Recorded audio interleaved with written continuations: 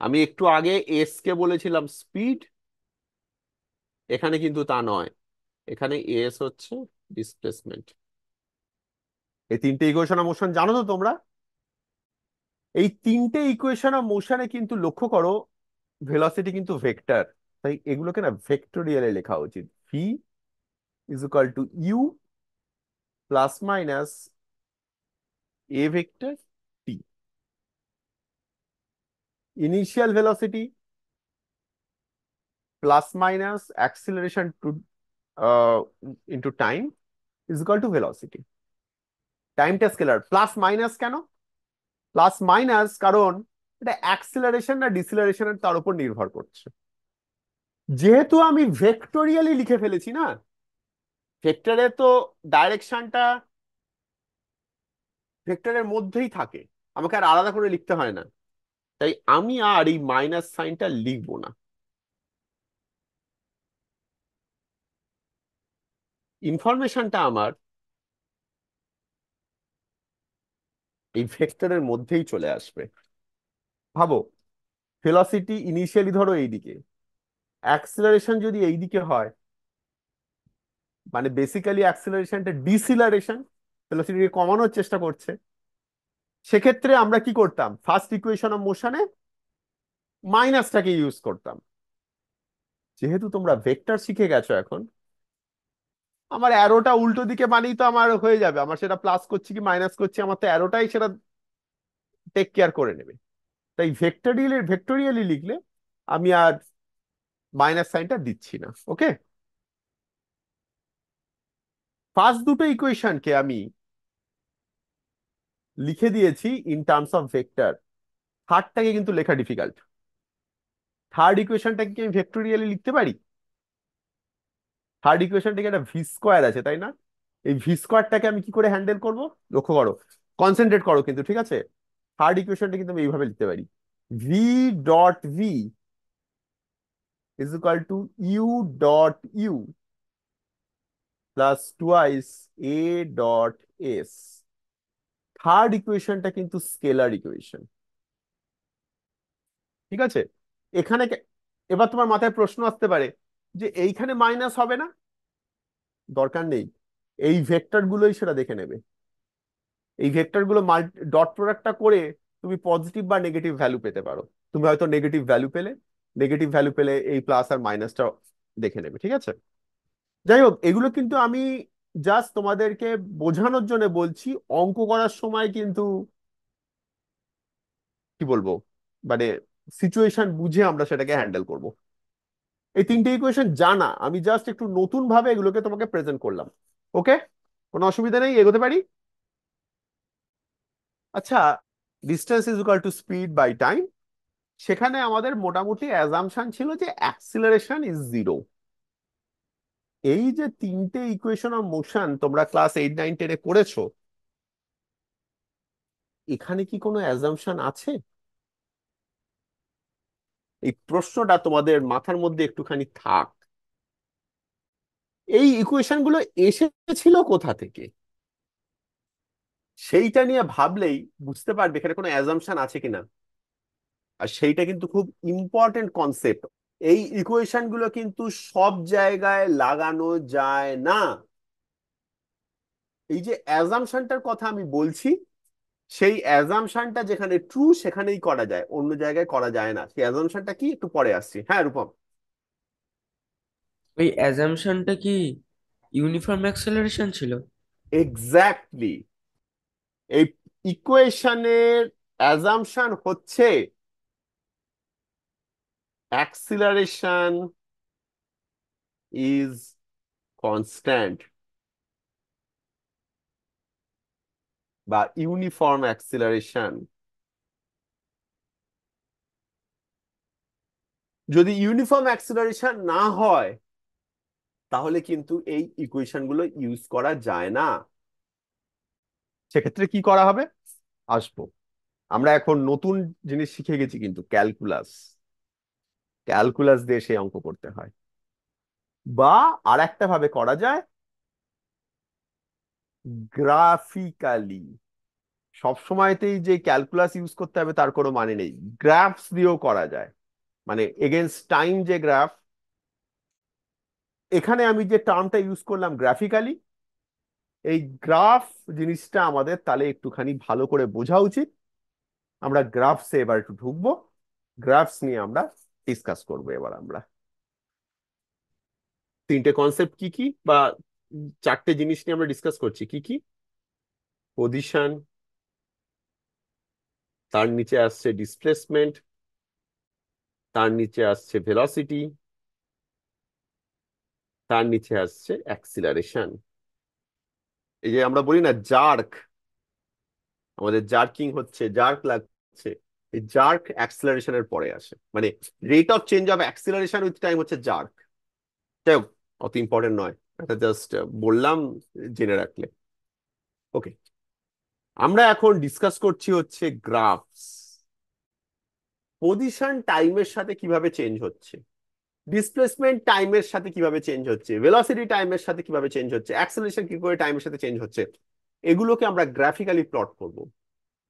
আরেকটা ইম্পর্টেন্ট কথা হচ্ছে, আমি যদি পজিশন এগেনস্ট টাইম গ্রাফটা জানি, সেখান থেকে আমরা ডিসপ্লেসমেন্ট এগেনস্ট টাইম গ্রাফটা আমরা বার করে ফেলতে পারি, সেখান থেকে আমরা ভেলোসিটি এগেনস্ট টাইম গ্রাফটা বার করে ফেলতে পারি, সেখান থেকে আমরা অ্যাক্সেলারেশন এগেনস্ট টাইম গ্রাফটা বার করে ফেলতে পারি। পজিশন এগেনস্ট টাইম গ্রাফ, পজিশনটাকে আমি বলছি আর এগেনস্ট টাইম গ্রাফ,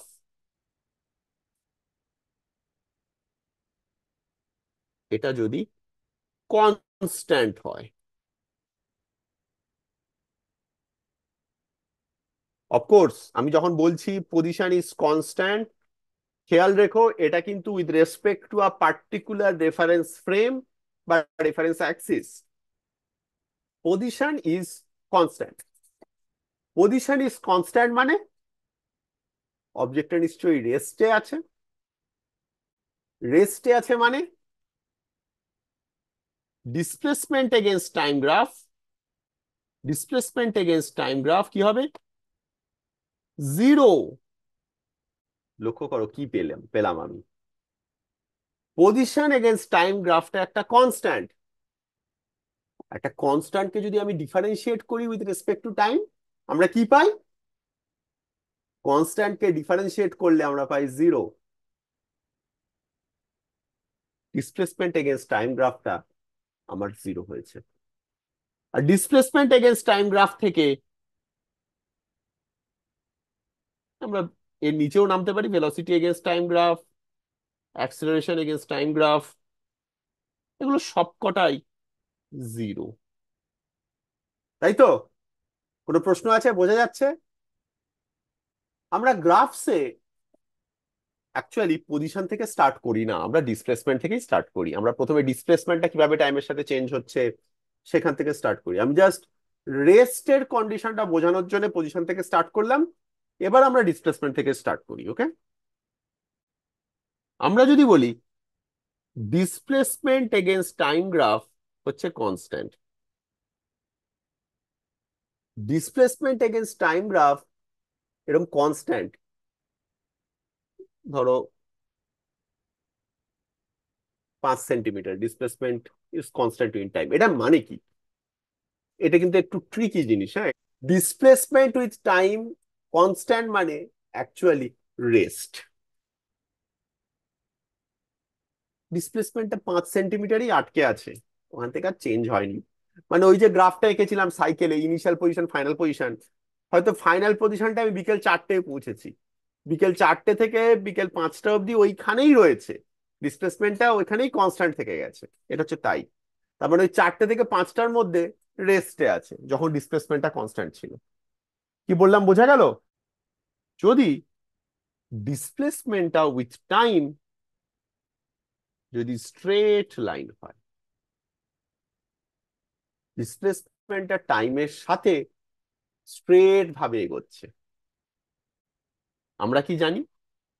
ভেলোসিটি হচ্ছে ডি আর ডিটি। ডিসপ্লেসমেন্ট বা পজিশনকে যদি তুমি টাইমের সাথে ডিফারেন্সিয়েট করো, তাহলে তুমি ভেলোসিটি পাও। ডিসপ্লেসমেন্টটা টাইমের সাথে স্ট্রেট লাইন মানে এর রেট অফ চেঞ্জ, এটা একটা স্ট্রেট লাইন, এর স্লোপটা কনস্ট্যান্ট, তাই না? Slope is constant. স্লোপ যদি কনস্ট্যান্ট হয়, এর প্রত্যেকটা পয়েন্টে ট্যানজেন্ট কনস্ট্যান্ট। এর ইকুয়েশনটাকে তুমি delta r is equal to এইভাবে লিখতে পারো, some constant times t plus some constant, এইভাবে লেখা যায়। তাহলে এই ডিসপ্লেসমেন্ট যদি একটা স্ট্রেট লাইন হয় এগেনস্ট টাইম, তাহলে ভেলোসিটি এগেনস্ট টাইম কিরকম হবে? কে বলতে পারবে? কে বলতে পারবে? কনস্ট্যান্ট হবে। কনস্ট্যান্ট হবে। কেন? কারণ ট্যানজেন্টটা, স্লোপটা সব জায়গাতেই কনস্ট্যান্ট। স্লোপটাই তো রেট অফ চেঞ্জ, ডিফারেন্সিয়েশন। সেই জন্য ভেলোসিটি এই ক্ষেত্রে কনস্ট্যান্ট, চেঞ্জ হচ্ছে না। মানে এই কন্ডিশনটা হচ্ছে এই বাচ্চা বয়সে যেটা করেছিলে, velocity is equal to displacement by time, simply এইটা। বা speed is equal to distance by time, যেটা করেছিল সেইটা, যাই হোক, ওটা লিখছিল। ভেলোসিটি এগেনস্ট টাইম যদি কনস্ট্যান্ট হয়, তাহলে অ্যাক্সিলারেশন এগেনস্ট টাইম জিরো।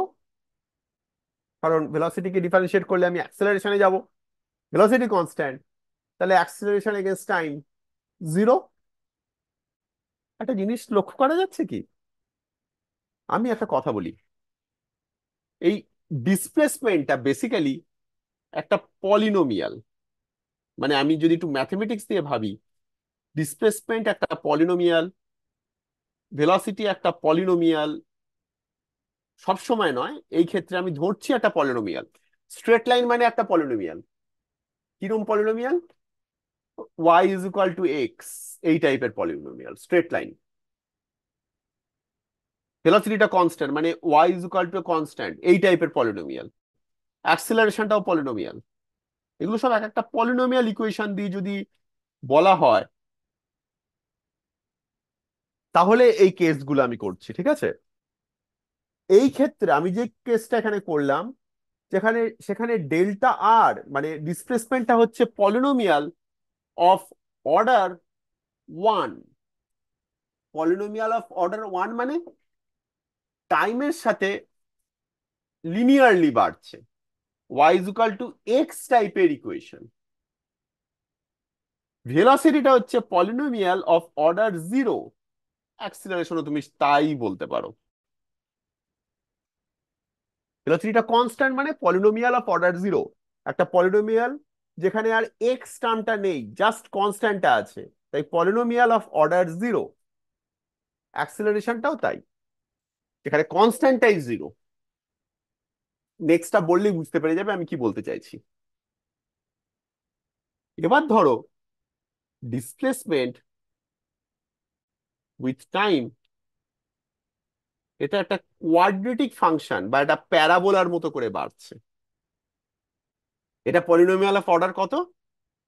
কে বলতে পারবে? এটা নিশ্চয়ই y is equal to x square টাইপের। এটা polynomial of order two. Two.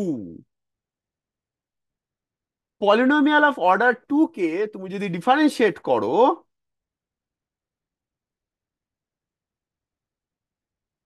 তুমি পলিনোমিয়াল অফ অর্ডার ওয়ান পাবে। কেন?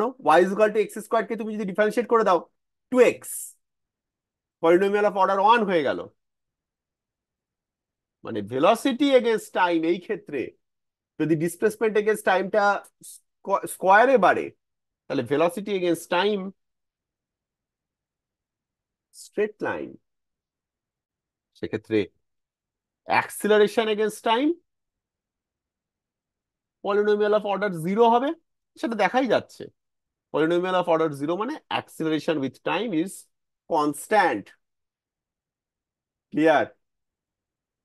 আচ্ছা, এই যে তিনটে গ্রাফ আঁকলাম, ডিসপ্লেসমেন্ট এগেনস্ট টাইমটা প্যারাবোলা বা অর্ডার টু, ভেলোসিটি এগেনস্ট টাইমটা স্ট্রেট লাইন বা অর্ডার ওয়ান, অ্যাক্সিলারেশন এগেনস্ট টাইমটা অর্ডার জিরো।